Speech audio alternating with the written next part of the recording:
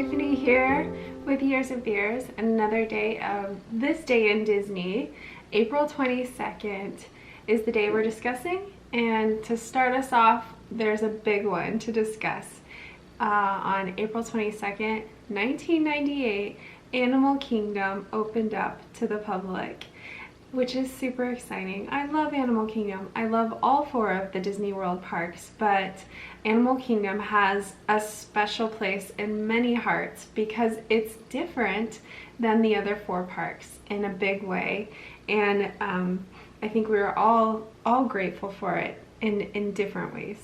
As it says here, Disney's Animal Kingdom is distinguished from the rest of Walt Disney World theme parks in that it features traditional attractions while also exhibiting hundreds of species of live animals. Due to the sensitive conditions, special designs and provisions were incorporated throughout the park to protect the animals. The park is located on the western edge of the resort and is isolated from the resort's other theme parks and properties to minimize external disruptions to the animals. As a result, the park's nighttime show also features no fireworks so that it would not disturb the animals. The park uses biodegradable paper straws and prohibits the use of plastic straws, lids, and balloons. Disney's Animal Kingdom is accredited by the Association of Zoo and Aquariums and the World Association of Zoo and Aquariums, which indicates that they have met or exceeded the standards in education, conservation, and research. The icon, the Tree of Life, is a 145-foot tall, 50-foot wide, artificial baobab tree. The park is second most visited as the Walt Disney Resort behind the Magic Kingdom. At the dedication, Michael Eisner said, "Welcome to a kingdom of animals, real, ancient, and imagined. A kingdom ruled by lions, dinosaurs, and dragons. A kingdom of balance, harmony, and survival. A kingdom we enter to share in the wonder, gaze at the beauty, thrill at the drama, and learn." It's so exciting to be talking about Animal Kingdom and its opening.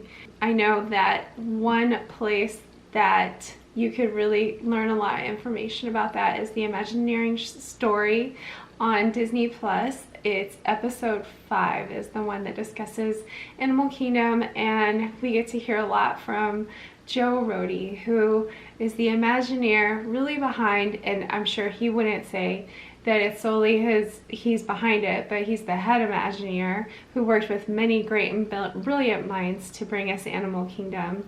I love it, and I love that they had Jane Goodall on there to give her stamp of approval to what they did for Animal Kingdom back in 1998 when they were creating the environment that we get to go and experience, and creating conditions for animals that were very appropriate and good for them, meaning they get to live amongst each other and they're not closed in and separated and get to live somewhat, well, normal animal life.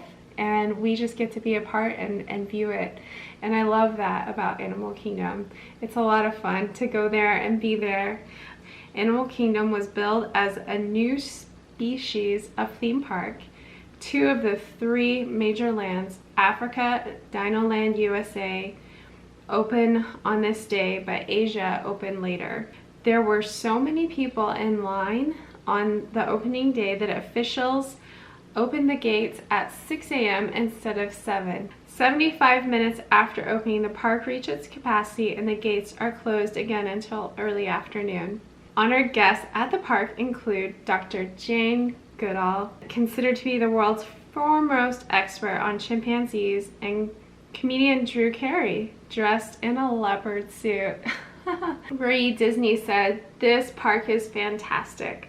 My uncle would have been proud, and I do think Walt would have been proud." Also back in 2007, another nature film. We've been doing those a lot. I think almost every day. But back in 2007, on April 22nd, the nature film Earth came out.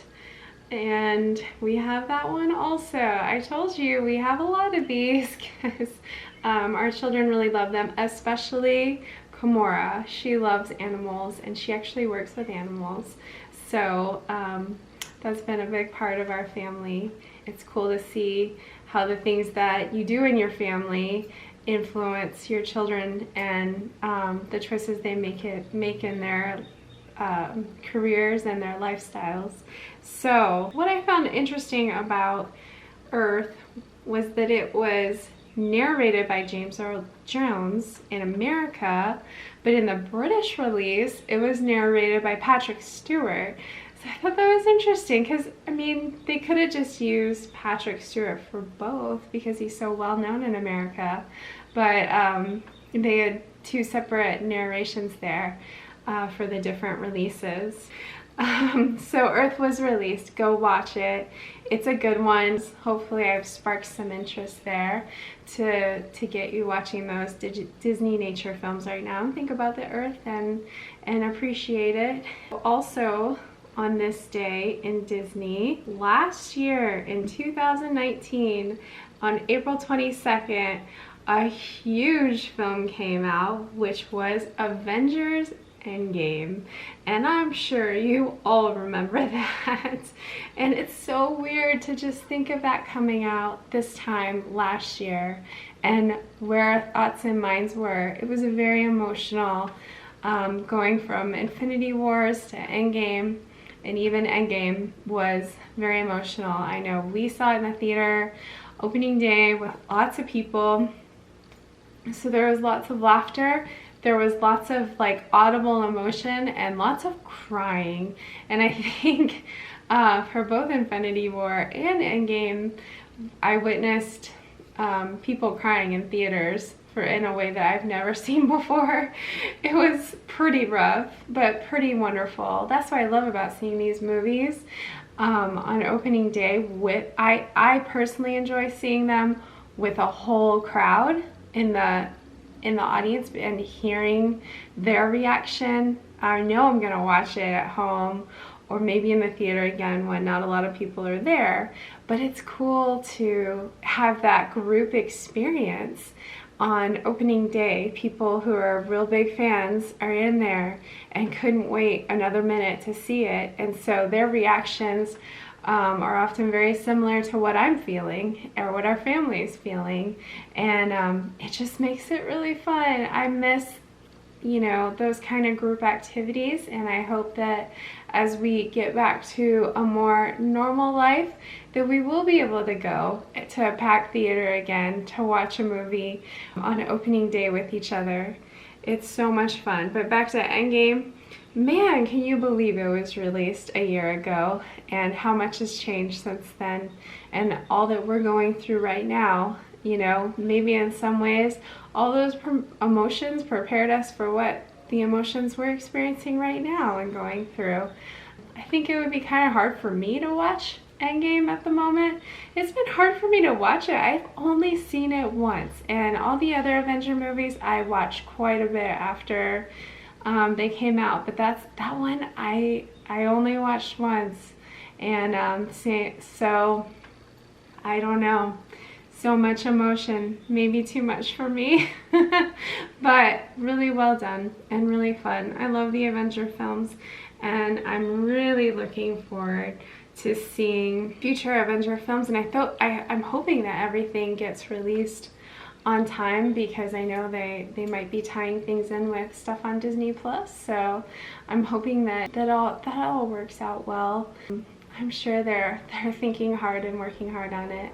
But those were the 3 things for this day in Disney, and I hope you have a great day, and we'll see you tomorrow. Bye.